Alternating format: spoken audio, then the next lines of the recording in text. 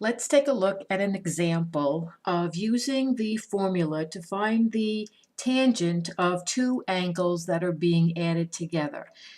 So in this particular example, we're given the information that the tan of one of our angles, alpha, is -3/4. And we're also told that the tangent of our other angle, beta, the tangent of that angle is 2 radical 2. So for this example, we're not going to worry about where we got those. We're just given that information. So the formula for finding the tangent of alpha plus beta is the tangent of alpha plus the tangent of beta all over 1 minus the tangent of alpha multiplied by the tangent of beta.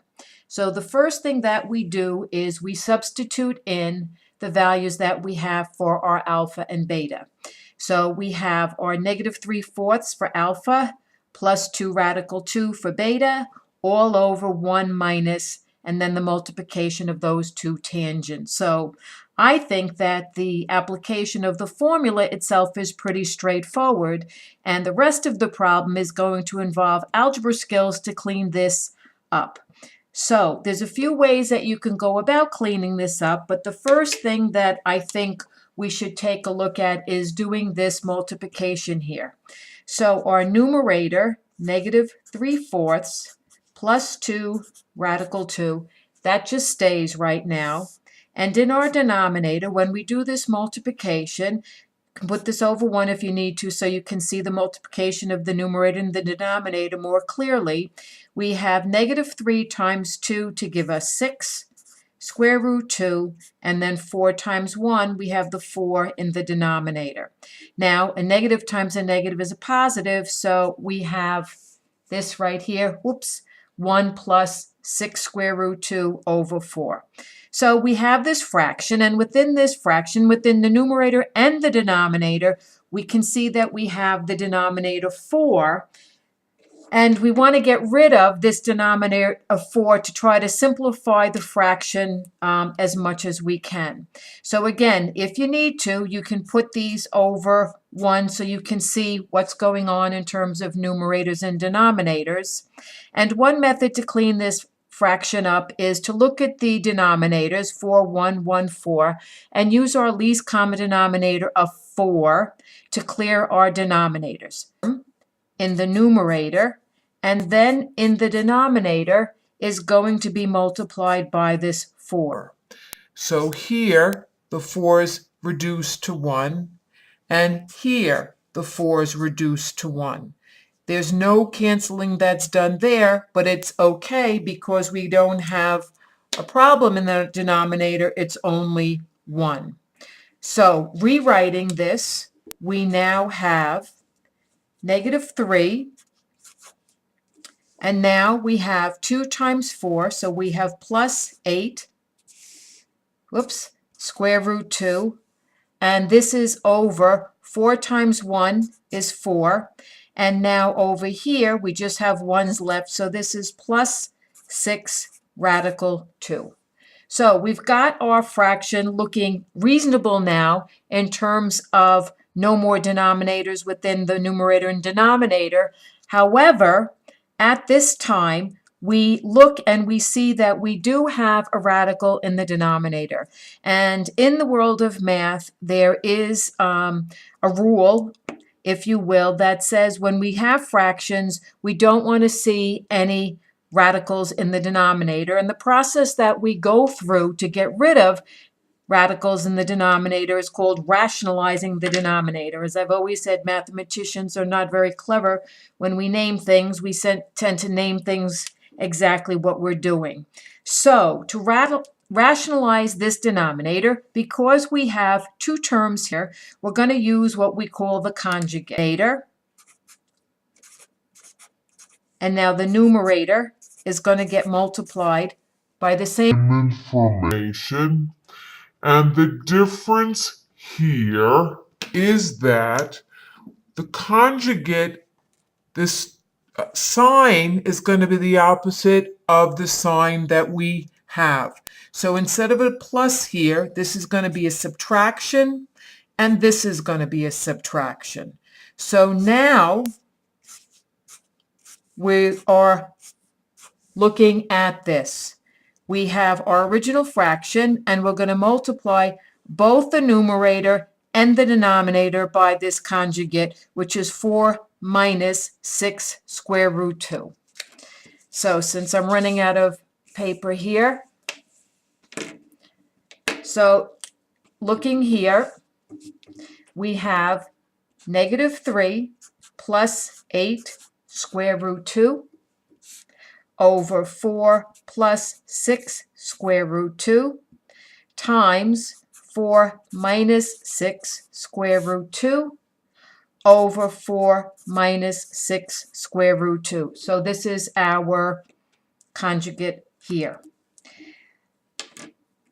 Again, I'm going to put parentheses because I think by using parentheses, it makes it clear in this multiplication, we are actually multiplying two binomials. So we're going to FOIL these, and that implies 4 multiplications in the numerator and denominator. And as I said, using the parentheses sort of forces that issue of the kind of multiplication that we're going to be doing. So I'm going to take a look at the denominator first. Some of you might recognize that when we multiply by the conjugate, because these are identical except for the plus minus, the inner and outer terms are going to cancel, and our answer is going to be the square of the first term minus the square of the second term. But in case you are not familiar with that, let's just do the whole multiplication out so you can see what's going to happen here.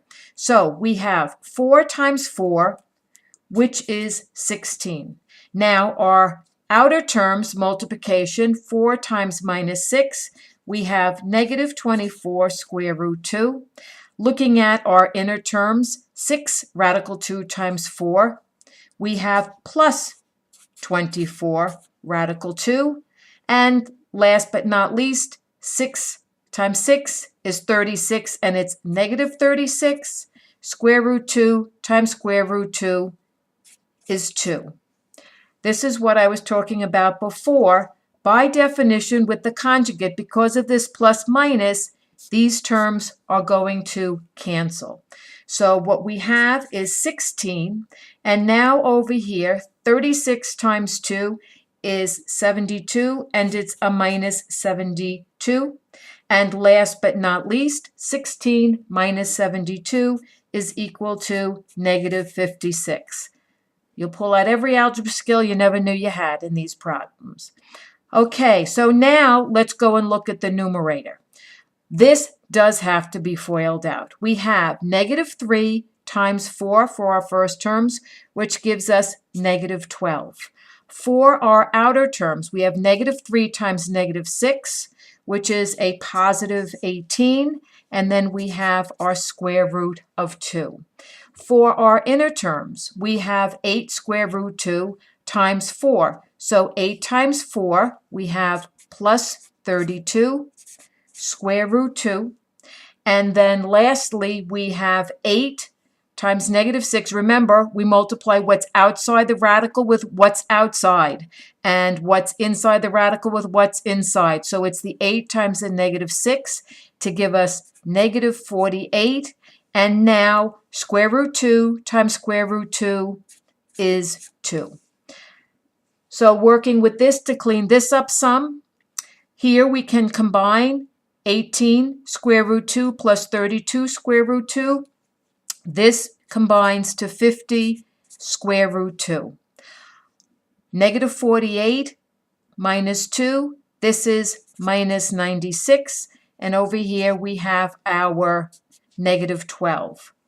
So we can combine these, and we have negative 12 minus 96 to give us negative 108 plus 50 square root 2. So let's write this information down here because we have a lot of information here. Negative 108 plus 50 square root 2 from our numerator, and from our denominator we have minus 56. We are close to the end here. Last but not least, when we have fractions, we always have to take a look to see if we can reduce. So when we look at our numerator and our denominator, I'm seeing at least that each of these terms is an even number, and we could divide by 2. So negative 108 divided by 2 is negative 54. 50 divided by 2 is 25, and negative 56 divided by 2 is negative 28. Reminder, gang, this radical 2 here, even though that number 2 is divisible by 2, we're not going to touch it because it is under the radical. So finally, our answer would be negative 54 plus 25 square root 2 all over negative 28. So as I said in the beginning, the trigonometry was what, the first minute or so of this problem, and the rest of it was cleaning up our fraction and rationalizing our denominator.